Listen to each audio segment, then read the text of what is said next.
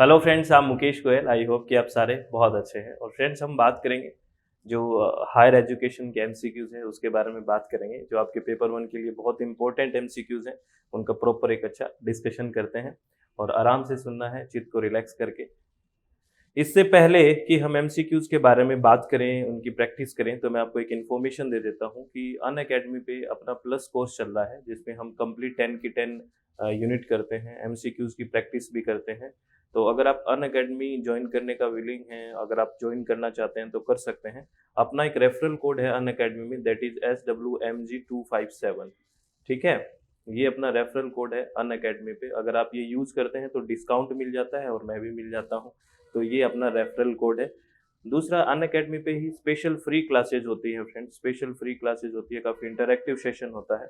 और ये मेरी जो स्पेशल फ्री क्लासेज होती है वो मोस्टली सैटरडे को मॉर्निंग में 9:45 होती है। ठीक है? और इसका लिंक मैं शेयर कर देता हूँ मेरे टेलीग्राम लिंक पे। ठीक है ना? जिस टेलीग्राम लिंक का नाम है SWMG UGC नेट। तो उस पे अगर आप विलिंग हैं तो ज्वाइन कर सकते हैं, ये फ्री रहता है। तो चलिए फ्रेंड्स, हम क्वेश्चंस की बात करते हैं और अपना जो पहला क्वेश्चन है वो क्या कहता है, इस पहले क्वेश्चन के बारे में जानने की कोशिश करते हैं। और ये क्वेश्चन क्या कहता है? क्वेश्चन है, which of the following has been the main aim of education during ancient India.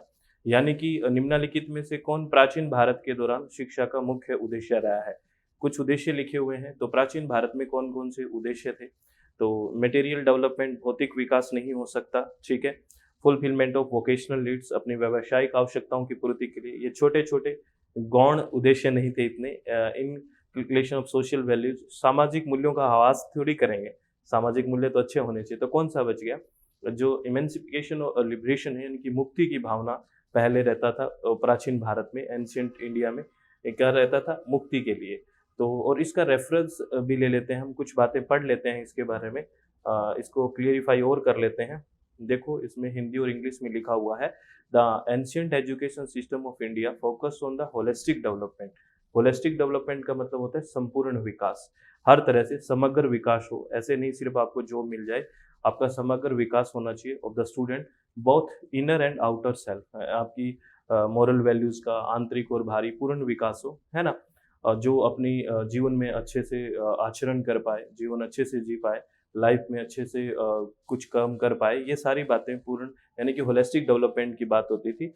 और एजुकेशन है उस टाइम फ्री थी, सेंट्रलाइज नहीं थी। ये सारी की सारी बात पहले थी, स्पिरिचुअल भी, फिजिकल भी, इंटेलेक्चुअल जो है, यानी कि एक तरह से बौद्धिक रूप से प्रिपेयर करना, ये सारी भावनाएं होती थी। फोकस होता था होलिस्टिक डेवलपमेंट पे प्राचीन भारत में। ठीक है? ये सारी की सारी बात है। और कुछ अगर इसी के बारे में बात जाननी है तो डॉक्टर R.K. मुखर्जी ने कहा है कि learning in India through the ages has been prized and pursued not for its own sake, if we may support it but for the sake and as a part of religion. It was sought as the means of self realisation, as the means to the highest end of life, mukti और emancipation. ये जो मुक्ति शब्द का answer आया है, ये यहाँ से थोड़ा सा हिंदी मीडियम वाले भी परेशान ना हो। ये डॉक्टर मुखर्जी जो हैं, R.K. मुखर्जी, उनके रेफरेंस के तौर पे हमने लिया है कि उन्होंने भी ये बात की थी कि मुक्ति और इमेंसिफिकेशन था वो ज़्यादा महत्वपूर्ण था, यानी कि मेन एम ये रहता था प्राचीन भारत में। तो ये वाला आपको राइट आंसर करना है। तो समझ में आया? चलो, बहुत बढ़िया, शानदार, अति उत्तम। नेक्स्ट क्वेश्चन क्या कहता है? नेक्स्ट क्वेश्चन कहता है कि in the context of value education, which of the following stages will be considered a relatively advance stage. ये कह रहा है, मूल्य शिक्षा के संदर्भ में निम्नलिखित चरणों में से कौन सा एक अपेक्षाकृत उन्नत चरण माना जाएगा।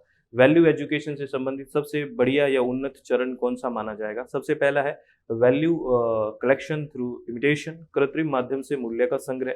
दूसरा है value assessment through inner evaluation, आंतरिक मूल्यांकन के माध्यम से मूल्य मूल्यांकन। Value clarification through exposure, exposure के माध्यम से मूल्य स्पष्टीकरण। वैल्यू कंसोलिडेशन थ्रू इंटीग्रेशन, एकीकरण के माध्यम से मूल्य समेकन। तो सबसे अच्छा कौन सा लग रहा है वैल्यू एजुकेशन में, जिसमें रिलेटिवली एडवांस स्टेज लग रही है? सारे ठीक है, लेकिन रिलेटिवली एडवांस स्टेज कौन सी है? अगर सापेक्ष रूप से उन्नत चरण माना जाए तो जहाँ पे इंटीग्रेशन शब्द आता है, यानी कि एकीकरण की बात आती है, वो सबसे बेस्ट है। उन्हीं चीज़ों से हम चीज़ों को बहुत बेहतर तरीके से सुधार सकते हैं। तो वैल्यू कंसोलिडेशन थ्रू इंटीग्रेशन ये बेस्ट ऑप्शन जाएगा कि एकीकरण के माध्यम से मूल्य समेकन। तो राइट आंसर क्या होगा? 4 होगा। Which among the following first took the initiative for appointing a university education commission during pre-independence period?